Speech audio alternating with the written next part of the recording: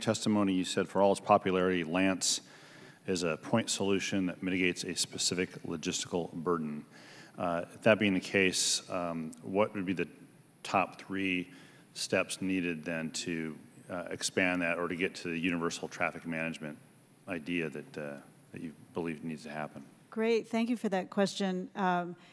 We were the first service supplier to be approved to provide Lance as a service, and it's had tremendous growth for the industry because it's opened up so many controlled airspaces to be possible for drone use, for safe drone access. What we'd like to see in terms of improvements for Lance specifically, first, it's still in beta, and the FAA has been tremendously innovative in rolling it out and rolling it out quickly. We'd like to see it move into a full deployment with the robust and secure funding that it needs to maintain adequate performance.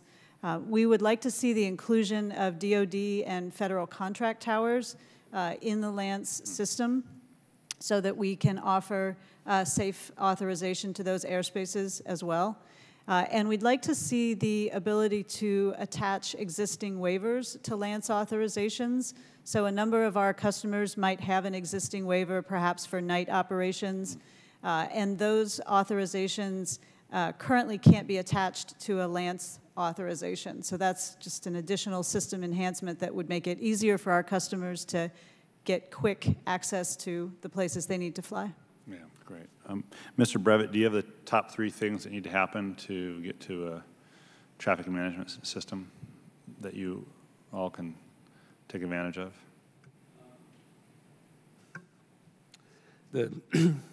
I agree basically with the remote ID that was mentioned before. I also agree that we need to have a right communication and spectrum management infrastructure. And again, we have to prove out also that we can properly operate between all the systems where we are working on already. Yeah. And Mr. Beverett, the big 3? I would concur with Dr. Previtt, and that on UTM it's we need to continue the funding for the work that the FAA and NASA are doing, and additionally, for us to roll out this service, it's not predicated on UTM. We will be operating within the existing Part 135 framework, but we do very much look forward to those tools becoming available so that we can scale to much denser operations. Yeah. So just finally, I have been paying attention this whole time. You probably see me texting. I'm texting my sophomore engineering student son in college and telling him about what this hearing's about. And he had a very interesting question that I wanted to pass on because I think it's absolutely relevant about getting from point A to point B and how the drone with people in it communicates to get from point A to point B. And I said, it's probably satellite communications. So he goes, I don't like it. If it's communicating through a satellite, why not just hack the flight? So the question really is a kind of a fundamental one about not just the safety, will it follow the sky or is it safe to fly in, but the security, the secured communication to ensure that even a piloted drone or a pilotless drone has to get from point A to point B.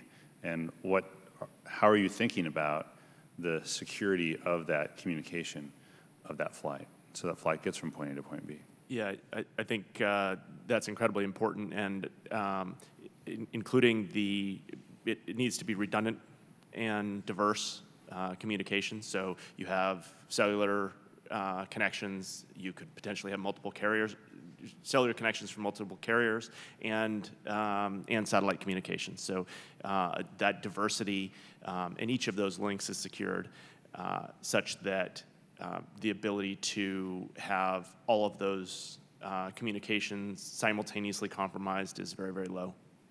Yeah. Ms. Scott, do you have some thoughts on this as a carrier? Or? Certainly, designing for security and reliability should be a top concern for any UTM system development and for the technical standards that support those systems.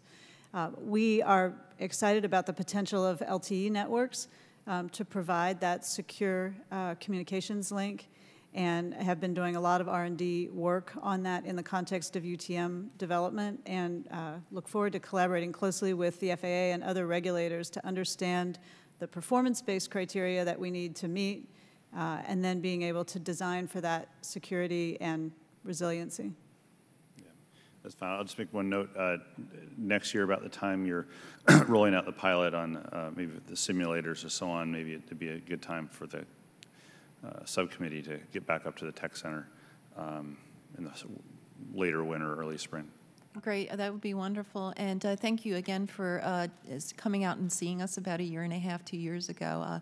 The employees at the Technical Center really appreciated your attention and taking time to see the great work we do. So thank you. Whatever Frank wants, Frank gets. Next year, too?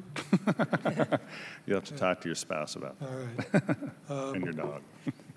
Okay, I'd like to ask unanimous consent to the record